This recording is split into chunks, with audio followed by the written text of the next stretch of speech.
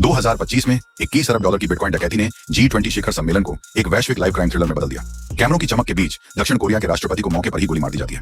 खून की एक धारा उनकी सफेद कॉलर को रंग देती है। अमेरिकी राष्ट्रपति सैटर्न की आंखों में दहशत की चमक है, लेकिन चेहरा पत्थर सा सख्त।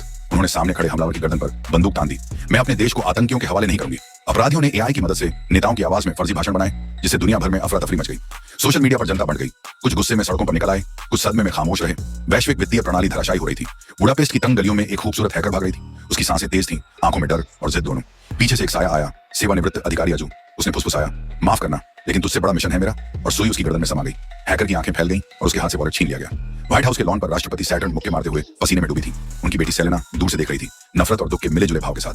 मां कभी समझ नहीं पाएंगी कि आजादी क्या होती है, वो बुदबुदाई। और इसी बीच उनका छोटा बेटा सुरक्षा प्रणाली को अनजाने में हैक कर देता है। सैटर्न प्रेस कॉन्फ्रेंस में दृढ़ता से बोली, आज मैं उस अमेरिका को फिर से बनाऊंगी जो तकनीक और मानवता में सबसे आगे हूं। तालियां बजी, लेकिन उनके भीतर डर की एक लहर दौड़ गई।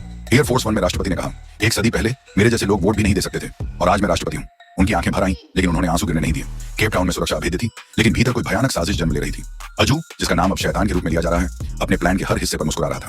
जब गैस छोड़ी गई और दरवाजे लॉक हो गए, तो हर नेता ने अपने अपने देश की तस्वीरें आंखों में समेट ली। कई रो पड़े, कुछ गुस्से में चिल्लाए। सैटर्न ने अपनी बेटी की ओर देखा, जो झड़ से बचने के लिए मास्क लगा चुकी थी। सेलेना, मैं तुम्हें कभी नहीं समझ सकी।